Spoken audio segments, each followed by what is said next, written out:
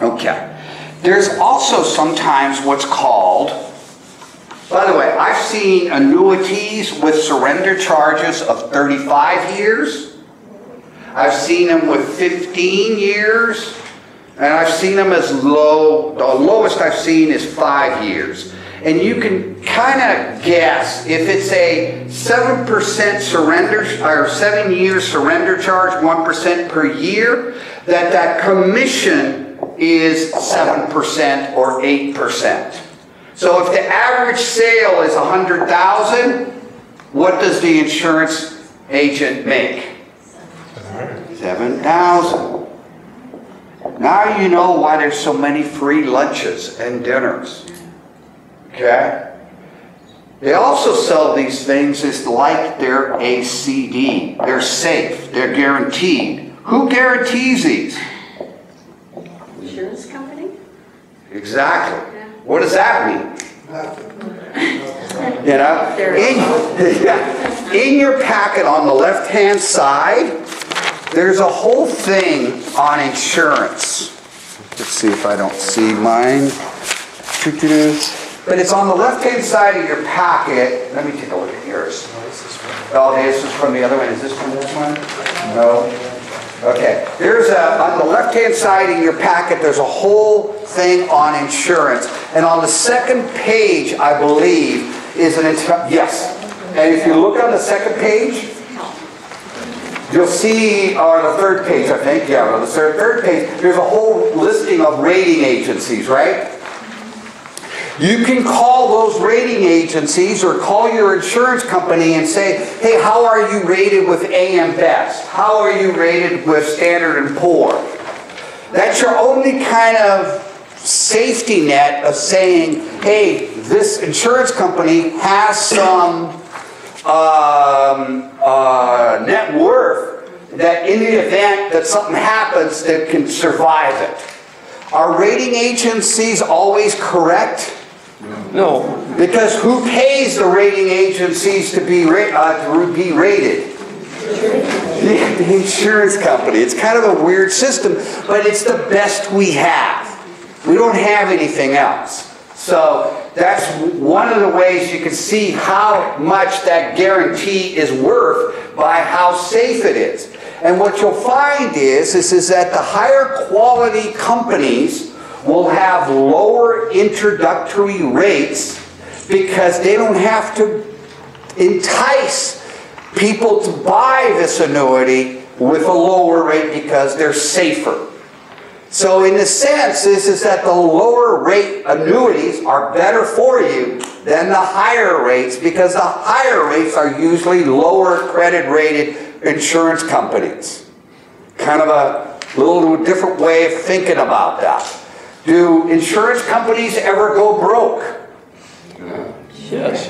In California, we've had 2 in our recent past, Baldwin United and Executive Life, who sold a ton, both of them, of annuities. So what happens to a person who has an annuity with Baldwin United and the company goes broke? They're screwed. Is that a legal term? I'm not even going to what happens is that the insurance commissioner takes over the company. And what they try to do is sell that company to another insurance company. And so what happens is, I think with Baldwin United was a French company that finally took over. But for those individuals who had an annuity, let's say, I remember this, paying 9%, 3 years later, another insurance company bought them out. In those 3 years, none of the annuitants received any kind of annuity payments, 1. 2 is, the contract was no longer valid because it was a new insurance company. So the new insurance company stepped in and said, hey, we're not going to pay 9%. What we're going to do is pay 5%. And you can't do anything about it. You can't get your principal back either. So you literally, even though annuities are sold to seniors from the purpose of the guarantee and the fixed and the stability, you're putting your eggs all in one basket with that insurance company. So, AIG, did it have to be bailed out? And it was a AAA rated insurance company. So you need to be careful. So that's the guarantee. There's also a guaranteed rate. If you have an old annuity contract, you'll find in there that the law at one time demanded a 3% minimum on annuity contracts. Does 3% today, is that a good return? Yes. Awesome. Yeah. It is really awesome. So the key here is you just never want to throw away or get rid of something or change anything until you completely understand what you have. And so if you have an old annuity paying 3%, don't get rid of it. Because I, as Mr. Smooth Guy, I'm going to go back up to Ellen and I'm going to say, Ellen, you know that insurance annuity contract we sold you about 3 or 4 years ago? AIG, and you just had to be bailed out. You know, I don't know what's going to happen in the near future, but what I have is another annuity contract that's much safer. And she's going to say, gosh, but the surrender period is going to be, you know, I'm still going to have to pay a surrender charge. Don't worry, we're going to pay you that 2% bonus, and that 2% bonus will go to pay off that surrender charge, and we'll go ahead and buy a new annuity contract. What does that do for the agent? It's like exactly. It's like, yeah. Another $7,000. If the initial guarantee is, say, 6%, and you say that it's good for a year and a half, is there anywhere in the contract that you can perceive that that's going to drop back to the regular rate? Yeah, the regular rate. And how do, in other words, how do they focus on that?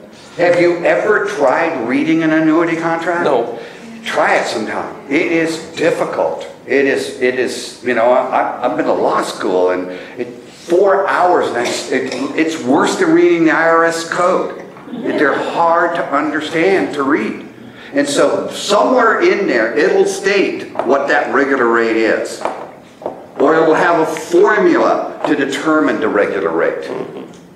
You know, but that's the rate that you want to know about. Sure. You don't want to know about the introductory rate. The average period of time that somebody holds an annuity is 20 years. Okay? So you're going to hold, most people hold it a long time. So you kind of want to know. What is the guaranteed rate today by law? Oh, you said 3%? That was used to be the old law. Oh, that's right. You know, people really didn't ever believe, I mean, I didn't believe that we have interest rates below 3%. You know, who would have thought that you could have a 1-year treasury? By the way, 2 years ago, I think it was 2 years ago, Mike, correct me if I'm wrong, but the treasury, you had to literally pay the treasury to hold your money. It was giving you a negative return. First time in history. You know? Unbelievable. And so nobody thought that 3% was a number they had to even worry about. But as soon as all interest rates dropped, what did the insurance companies do?